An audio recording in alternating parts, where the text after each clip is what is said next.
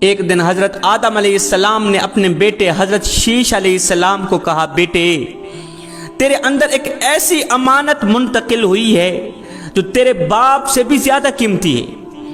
بیٹے تیرے اندر ایک ایسی امانت منتقل کی گئی ہے جو تیرے باپ سے بھی زیادہ قیمتی ہے۔ بیٹے نے کہا، ابا حضور یہ آپ کیا فرما رہے ہیں؟ کیا بیٹا باپ سے بھی زیادہ عظیم ہو سکتا ہے؟ کیا بیٹے کا مقام باپ سے بھی بڑھ سکتا ہے؟ حضرت آدم علیہ السلام نے فرمایا، بیٹے یہ باتیں چھوڑ، میں تمہیں اس امانت کی امت کا سناتا ہوں۔ بیٹے میں نے بتقاضائے بشریت ایک خطا کی تھی، ایک خطا، وہ بھی اس میں بھی اللہ تعالیٰ کی حکمت پوشیدہ تھی۔ اللہ تعالیٰ یہ چاہتا تھا کہ میں خطا کر کے اپنی اولاد کو دکھاؤں کہ زندگی میں جب بھی تم سے کوئی خطا سرزد ہو جائے، کوئی گناہ سرزد ہو جائے تو فوراً توبہ کر کے اللہ سے صلح کر لینا۔ کوئی غلطی ہو جائے تو فوراً اپنی آنکھوں سے ایک آنسو بہا کے اللہ سے صلح کر لینا، ایک سجدہ کر کے اللہ سے صلح کر لینا۔ میں نے خطا کی، اس میں بھی اللہ تعالیٰ کی حکمت پوشیدہ تھی۔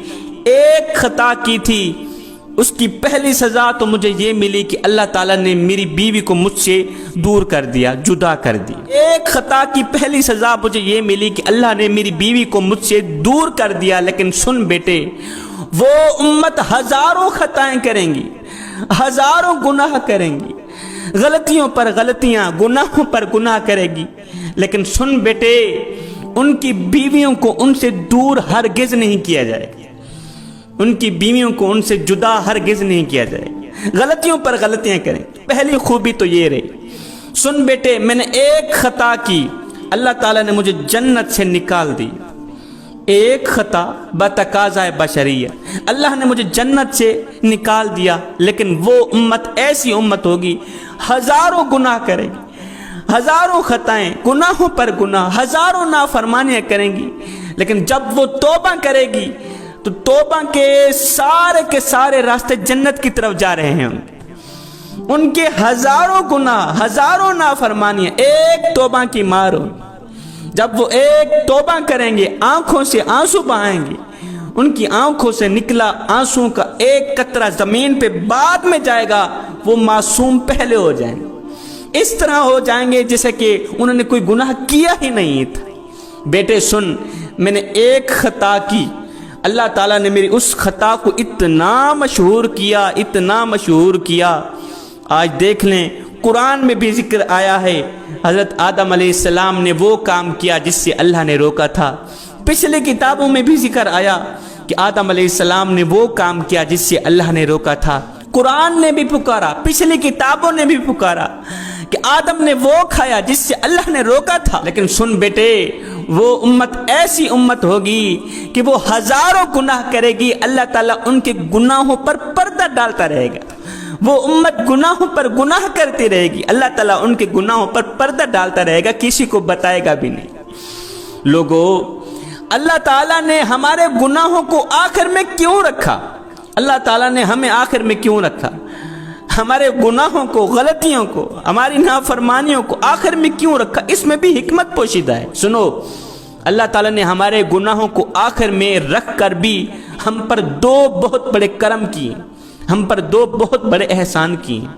آپ سوچ رہے ہوں گی، شاہ جی کون سے بڑے کرم ہیں، کون سے بڑے احسان ہیں؟ اللہ نے ہمارے گناہوں کو آخر میں رکھ کر، ہمیں آخر میں رکھ کر پہلا احسان تو یہ کیا ہے، پہلا کرم تو یہ کیا ہے کہ اللہ تعالیٰ نے قیامت اور اپنے دیدار کے انتظار کو تھوڑا کر دیا ہے۔ ہمیں آخر میں رکھ کر اللہ نے قیامت اور اپنے دیدار کے انتظار کو بالکل تھوڑا کر دیا، کیونکہ انتظار بھی بہت بری بلا ہے، انتظار بھی مصیبت ہے۔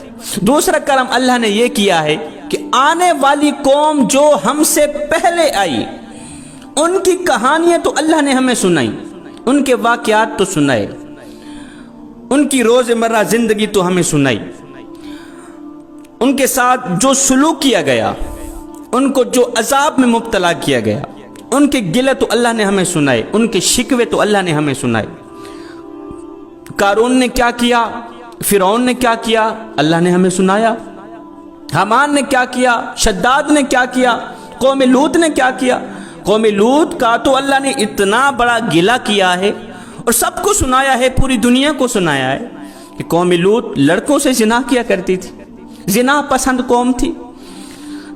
تمام امتوں کا اللہ نے ہمیں گلہ سنایا، ان کے ساتھ جو سلوک کیا گیا، آسمان سے پتھر برسے اللہ نے ہمیں بتایا، ان کو جو عذاب ملے اللہ نے ہمیں بتایا، ان کا گلہ، ان کا شکوہ، ان کی نافرمانیاں، ان کے گناہ، ان کی خطائیں، ان کی غلطیاں، تمام کی تمام چیزیں اللہ نے ہمیں تو بتائی، لیکن سنو، ہمارے گناہوں کی کہانی اللہ تعالیٰ کسی کو بھی نہیں سنائے گا، قسم سے کہہ رہا ہوں۔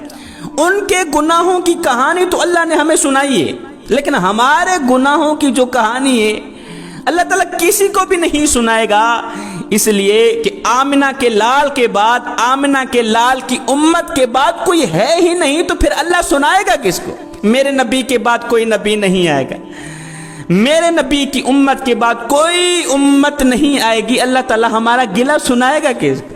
اللہ تعالیٰ ہمارے گناہ کس کو سنائے گا؟ ہماری خطائیں کس کو سنائے گا؟ ہمارے گناہوں کو اللہ تعالیٰ نے آخر میں رکھا، ہماری خطاؤں کو آخر میں رکھا، یہ بھی اللہ تعالیٰ کا احسان ہے ہم پر، دو خاص خاص کرم ہیں ہم پر۔